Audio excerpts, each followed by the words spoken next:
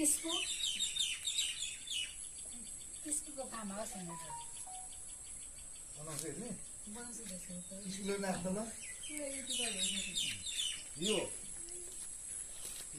hello किसको यो चाहिँ हाम्रो किसको दाइ किसको पर्ने पर्ने हेलो गाइस यहाँ यो चाहिँ हाम्रो गाउँ है यहाँ चाहिँ तपाईँ सल्लाह गर्नु छ अनि हामीले यता गाई पालेको छौँ यहाँ आइज न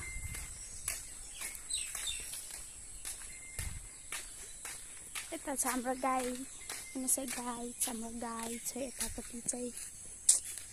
हेलो गाई हेलो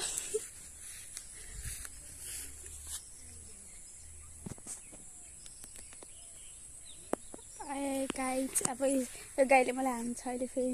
लात्ताले पछाडिबाट यसको बच्चा पनि छ गाई यतापट्टि चाहिँ अब भित्रै जानुपर्छ यो चाहिँ हाम्रो मिर्चीको बोट अनि हाम्रो गाउँ चाहिँ यस्तो रहेछ हेर्नुहोस् त गाई ओ पर हेर्नुहोस् त कस्तो घाम लागिरहेछ अहिले हामी भर्खर मामा घर आइपुगेको गाई अनि भर्खर यस्तो रहेको छ हाम्रो गाउँ यो चाहिँ मेरो मामा घरको गाउँ है हेर्नुहोस् त गाई यस्तो छ मेरो मामा घरको गाउँ अनि यता चाहिँ माछा पोखरी छ गाइस अब माछा पोखरी हेर्न जानु भने चाहिँ अलिकति बाटो अलिक कतापट्टि जानुपर्छ जाऊँ न त गाइस यतापट्टिबाट फेरि यसले मलाई हान्ने हो कि दा नहाने मलाई चाहिँ लाग्दा उडाइदिएर मलाई फेरि माथितिर जम्मै गाइस जाऊँ माछा हेर्नु माछा हाम्रो मामा घरको चाहिँ माछा चाहिँ अस्तिदेखि नै उतै काठमाडौँमै हुँदाखेरि माछा पालेको थियो होइन मामाले अब चाहिँ माछा हेर्नु जानुपर्छ गाइस बाटो चाहिँ अलिक अप्ठ्यारो छ होइन गइदिउँ न त के छ र आफ्नो गाउँ आएको छ घुम्ने मजाले होइन गाइस अब म चाहिँ माछा पोखरीमा आइपुगिसकेको छु यो बाटो चाहिँ कसै मरिन्छ अप्ठ्यारो रहेछ हौ गाइस बाटो त म माछा पोखरी देखाउँछु हजुरलाई है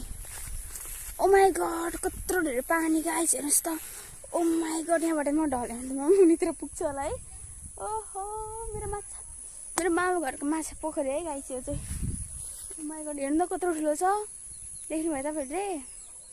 ओहो हेर्नुहोस् त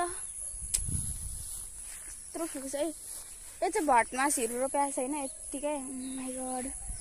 अनि आउनुहोस् यताबाट जाऊँ धेरै टाढो चाहिँ नजाऊँ होला यस्तो